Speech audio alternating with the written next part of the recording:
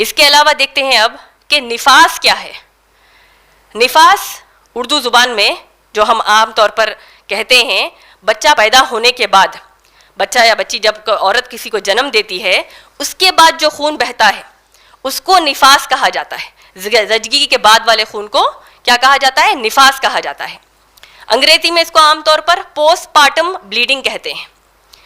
اور جس طرح پیریڈز یا مینسس یا ماہواری یا حیض جس کو آپ کہتے ہیں یہ 2 سے 7 دن یا 7 دن سے بڑھ کر کسی نہ کسی کو ہو سکتا ہے.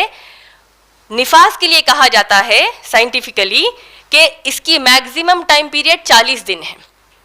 اسی لیے آپ دیکھتے ہیں جب کبھی ہمارے رشتہ داروں میں یا خود ہمارے یہاں جب کسی کی ڈیلیوری ہوتی ہے تو 40 دن کی عدت کہا جاتا ہے. 40 دن یہ ناپاکی والے دن کہے جاتے ہیں. لیکن آپ کو جان کر تعجب ہوگا کہ کئی لا علم ہماری بہنیں اس چیز کو نہیں سمجھ رہی ہیں کہ 40 دن میکزیمم ٹائم پیریڈ ہے، زیادہ سے زیادہ والے دن ہیں. لیکن 40 دن کے اندر اگر ہماری کوئی مسلمان بہن، کوئی مسلمان عورت پاکی اختیار کر لیتی ہے، اس کو خون بہنا رک جاتا ہے تو اس کو غسل لے کر نمازیں پڑھنی ہوگی اور رمضان کے روزے رہنے ہوں گے. تو یہ میکزیمم ٹائم پیریڈ نفاس کا ہے. نفاس کا خون بھی حیض کے خون کی طرح ہی گندا ہوتا ہے اور یہ بچہ پیدا ہونے کے بعد ہی ہوتا ہے. اور پھر نفاس کے لیے بھی وہی احکامات ہیں جو حیض کے لیے آئے ہیں.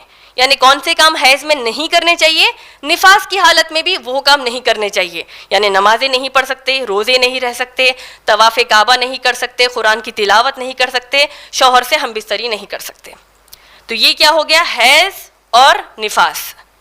تیسری شکل ہے جو ہم کو سمجھنی ہے آج پہلے مسئلے میں، وہ ہے استحاضہ.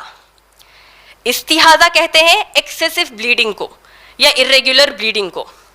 اور یہ کس کو کہتے ہیں؟ زیادہ یا اضافہ والا خون اگر کسی عورت کو حیض کے جو زیادہ سے زیادہ دن ہو سکتے ہیں یا نفاس کے جو زیادہ سے زیادہ میکزیمم دن ہو سکتے ہیں اس کے بعد بھی اگر خون بہتا رہے اور یہ خون اتنے دن مکمل ہونے کے بعد بھی بہہ رہا ہے تو اس کو استحاضہ کہتے ہیں.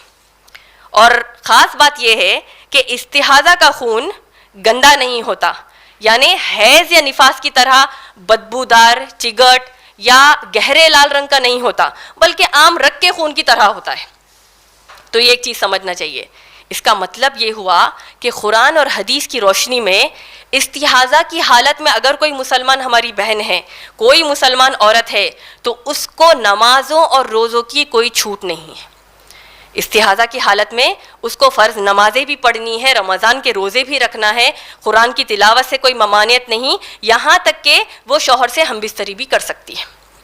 لیکن ایک چیز یہ بھی آپ کو واضح کر دوں کہ اگر استحاضہ کی حالت میں آپ دیکھ رہے ہیں کہ آپ کو یہ ایکسیسو بلیڈنگ ہو رہی ہے، لیکن وہ خون بہتے بہتے اس کے اندر اگر چگٹ پن آ جائے، بدبو آنا شروع ہو جائے یا نہیں تو گہرے لال رنگ کا ہو جائے تو سمجھ جائیے یہ حیض کا خون ہے.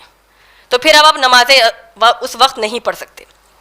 تو اگر ہماری کوئی مسلمان بہن اس حالت سے گزر رہی ہے تو ہم ان سے گزارش کریں گے اور میں آپ سب سے بھی گزارش کروں گی کہ ایسے حالات میں ذری دیر کیے بغیر فوراً آپ کسی عالم دین، معتبر عالم دین سے رجوع ہوئیے اور اپنے مسئلے کا حل نکالیے. کیوں؟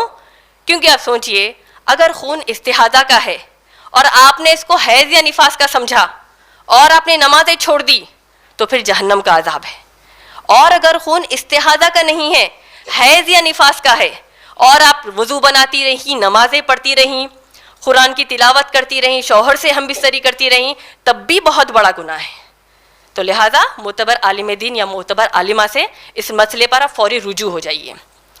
تو یہ کیا ہو گیا؟ حیض، نفاس اور استحاضہ کے بارے میں ہم نے ابھی ماشاءاللہ بنیادی طور پر معلومات فراہم کی.